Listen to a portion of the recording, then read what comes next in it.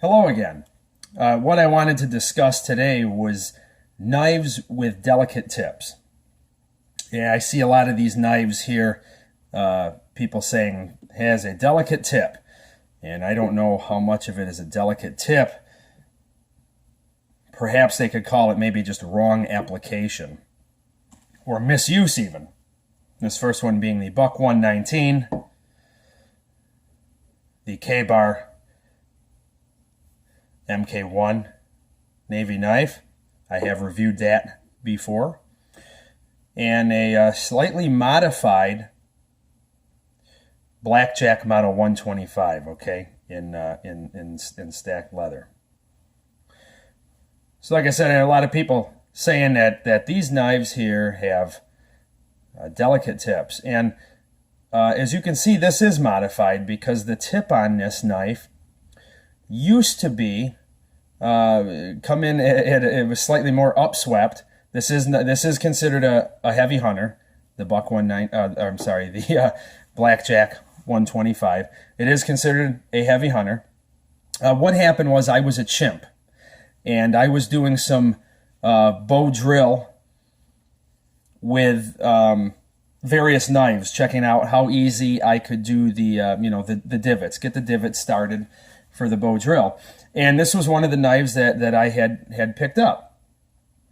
And I attempted to, gouge, to bore into wood as quickly and with as much force as I would bore into it with a woodlore style knife, a quintessential bushcraft knife, if you will, even though I disagree with that saying, but and we can see the difference, right? So the tool's fault? Not at all. My fault. The good thing about that was that I ground this down, and this knife now has a far more robust tip on there, and I actually like it now. I think it's great. It serves a little bit better for my style of woodcraft. All right, the next one would be the Ka-Bar here, the MK1. No issues with this, and mainly because I wasn't using it like a chimp.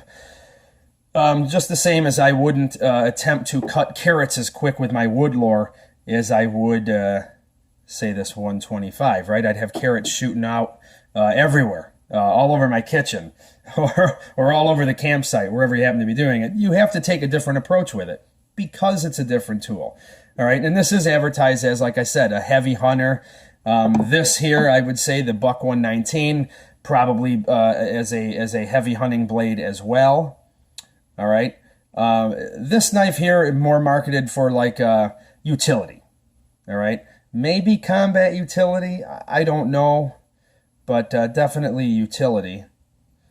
And you can obviously tell in just the shape of it and the things that are on it in terms of the guard and those things that it maybe leans a little more towards utility. Now, what I like about delicate tips is the fact of when it comes to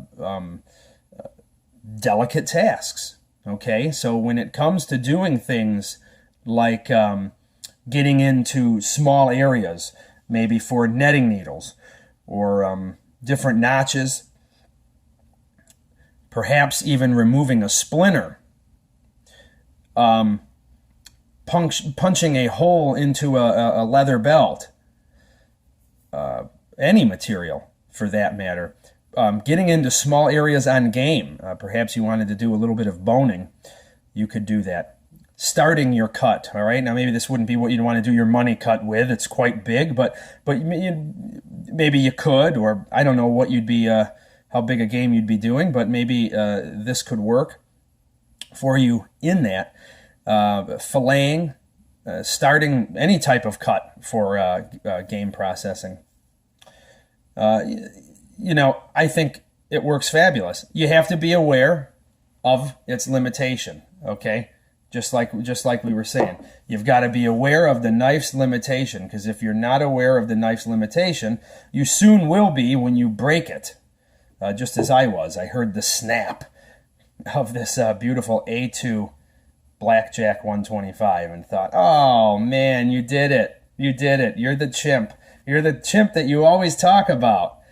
Sure enough, I guess every guy has his day, right? Every dog has his day. Every chimp has his day. But, on something like this buck here, too, I mean, you got a 6-inch blade. 3 of it is spine. I don't know what you're beating this on, if it's happening to break during the course of batoning. Once again, I think maybe the wrong application. You can do the batoning with this, but you're obviously getting into some big stuff that I don't think is really what this knife was designed for. And it'll probably take it 99 out of 100 times your whole life. Perhaps small camp craft, different things like that, truncating for, ridge poles, maybe things like that. You're not going to have these issues. And I have smacked this tip before. Don't get me wrong. I have definitely smacked that tip with a baton, and I've had no issues. I just explained to you the one time I did have issues, and I think we can all agree it was probably my fault. So knives with delicate tips. A bad thing? I think not.